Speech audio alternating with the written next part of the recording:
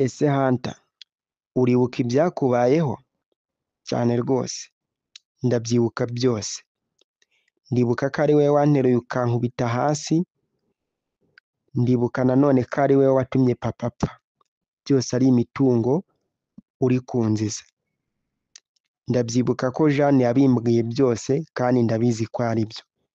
Aya magambo ngira ngo niba mwibuka neza, Hunter yabwiye Nkuranga igihe Nkuranga yari amubajije uko ameze. Niba mwibuka neza, ngira ngo twabonye yuko Nkuranga yabajije Hunter ukuntu ameze, ndetse anamubaza niba mu bintu byose yari azi imbere ari na kimwe ari kwibuka. Ari nayo mpamvu Hunter yahise amubwira amagambo yose, ndetse bikaba bikomeje kugenda bisa nkaho byenda guteza imvururu ndetse n'impagarara hagati muri uriya muryango wombi. Ku rundi ruhande ugahita ubona cyangwa se ugahita wumva yuko bishobora no kuzahita bituma Isabelle amenya yuko Michelle inda atwite ari iya Nkuranga. Nta handi byava.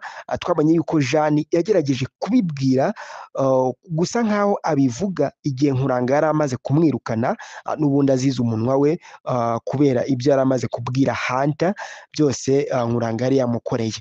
Ahangaha rero tugiye kubirebera hamwe neza gatanu ku kandi. Ntugende utamenye byinshi birambuye kuri iyi My Daughter. Iyi ni episode y'139. Ku bantu benshi namaze kubabwira uburyo bazayibonamo, uburyo bazayibona, ndetse n'igihe bagomba kuyibonera. Ku bantu benshi bakomeje kugenda bambaza muri komenti, abantu benshi bakomeje kugenda bakurikirana ubusesenguzi cyangwa se ibiganiro byose nagiye nkora, ngenda mbibabwiramo mu buryo bwose bugiye butandukanye. Nawe niba utaramenya igihe urayibonera, kurikirana iki kiganiro umenye byinshi ndetse ugeze no ku musozo wacyo, ubundi umenye neza byinshi birambuye kuri episode 139. Mbibutsa yuko uyu munsi turi ku itariki 11 Mata ukwezi kwa 4 umwaka wa 2025.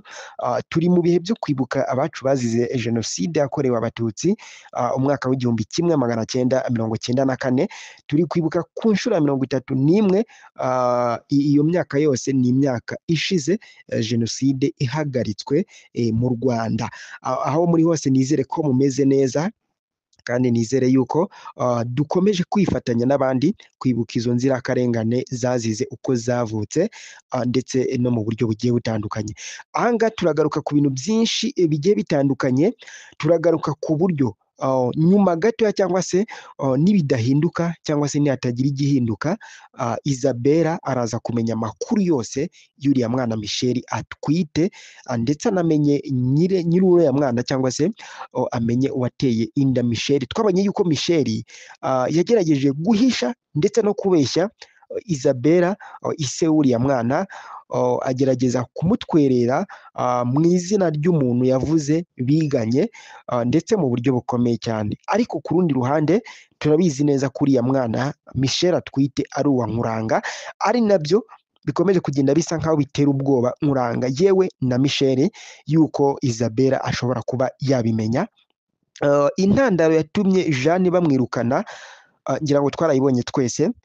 Nubwo bigenda bihindagurika, nubwo bigenda binyuranamo mu buryo bwose bugiye butandukanye, ndetse turaza no kugaruka ku buryo iyi episode y'139 ibintu biraba biri kuyiranga, ndetse n'uburyo iri buze kuba imeze, ndetse n'ibiri buze kuba biyikubiyemo mu buryo bwose bugiye butandukanye. Mwibutse gukora subscribe hasi, dukomeze twubaka uyu muryango mugari wa Mr Didos, tugenda dusesenguriraho filime ya My Daughter mu buryo bwose bugiye butandukanye, ndetse no mu buryo burambuye. Uyu ni Nkuranga, uyu ni Hunter, uyu ni Michelle, Isabelle, Vumilia, mama Vumilia, mama Hunter, ndetse na Jeanne n'abandi bagiye batandukanye, tutibagiyemo na Mudugudu, ndetse n'uriya w'umugenzacyaha, mu buryo bwose bugiye butandukanye. Aba bantu bombi tugiye kubagarukaho mu buryo burambuye, ndetse no tubagarukeho mu buryo bwose bushoboka kugira ngo ubashe kumenya byinshi kuri bo, ndetse ubashe no kumenya n'ibindi bigiye bitandukanye mu buryo bwose bugiye bunyuranye. Icyo ngusaba cyangwa se icyo usabwa, ibuka gukora subscribe hasi, dukomeze twubake umuryango mugari wa Mr Didos, tugenda dusesenguriraho iyi filime ya My Daughter. Ni byinshi tugenda tugarukaho, ni byinshi tugenda turebera hamwe mu buryo bwose bugiye butandukanye ndetse no mu buryo bukomeye cyane. Ahangaha rero twabonye yuko Jane ashaka kwiha ijambo muri ruriya rugo kwa Nkuranga bitewe n'amabanga menshi abitse. Hari amabanga menshi abitse Isabella azi, ndetse hari n'ayo abitse Isabella atazi. Ku ruhande rumwe amabanga menshi abitse Isabella azi, aramutse ayavuze cyangwa se yashyize hanze, yagira ingaruka kuri bose ndetse na Isabella adasigaye. Ku rundi ruhande amabanga yose afite Isabella atazi, aramutse ayavuze, Isabella byahita bimutiza umurindi wo kuba yahita yirukana Michelle mu buryo bwose bugiye butandukanye. Turabizi yuko Isabella afitiye inzika Vumiriya. Twabonye ibyo yamukoreye, twabonye uburyo yamukoreye ibitabaho we na Nyesi mu rutoki, bamubohera mu rutoki, bamubwira amagambo n'andi y'ubusa, bamucunaguza ndetse banamuzirikira mu rutoki, yewe anararamo. Ibyo ngibyo byahise birakaza Isabella, kubera yuko n'ubu ngubu aho yari ari, kubera nta muntu wari uhazi, Nkuranga yahise atekereza yuko yagiye kumuca inyuma, yagiye mu bandi bagabo, byose yagiye abitekereza ku buryo bwose bushoboka, ndetse yunganirwa na Michelle wakomeje kugenda abimubwira ndetse asa nkaho abimuhamiriza mu buryo bwose bugiye butandukanye. Aho muri hose nizere ko mumeze neza, kandi nizere yuko Nyagasani akomeje kubafasha mu buryo bwose bushoboka. Ni Mr Didos, dukomeje kugenda tubana neza 5/5. Ubu ni ubusesenguzi bwa filime ya My Daughter, mbabwira yuko iyi ngiyi turi kuvugaho cyangwa se iyi ngiyi tugiye kugeraho ni episode y'ijana cyangwa se ni episode y'139 mu buryo bwose bw'umwihariko ndetse mu buryo bwose bunakomeye cyane. Ni byinshi rero tugenda tugarukaho kuri episode, ni byinshi tugenda turebera hamwe mu buryo bwose bugiye butandukanye ndetse no mu buryo burambuye.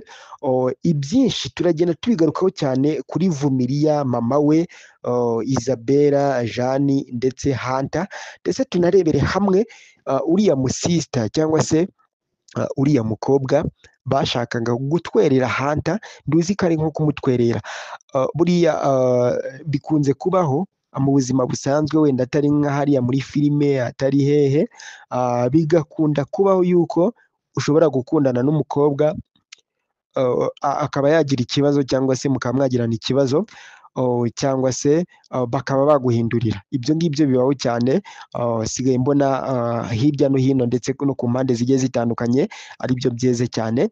Ibi ngibi rero ni nabyo bari bashaka gukorera Hunter, noneho by'umwihariko mama we niwe wari ubishyizemo imbaraga kugira ngo abashe kuba yatwara undi mugore, yatwara undi muntu utari Vumiriya mu buryo bwose bugiye butandukanye. Urareba rero ko mama wa Hunter yakomeje kugenda ashyira imbaraga cyane mu kuba yatandukanya Hunter ndetse na Vumiriya, ari nayo mpamvu yahise ashyiraho uriya muntu wo kuba yakwigira inshuti kuri Hunter kugira ngo amwereke yuko ari we Vumiriya bari kumwe mu bihe byahise ataragirana kiriya kibazo.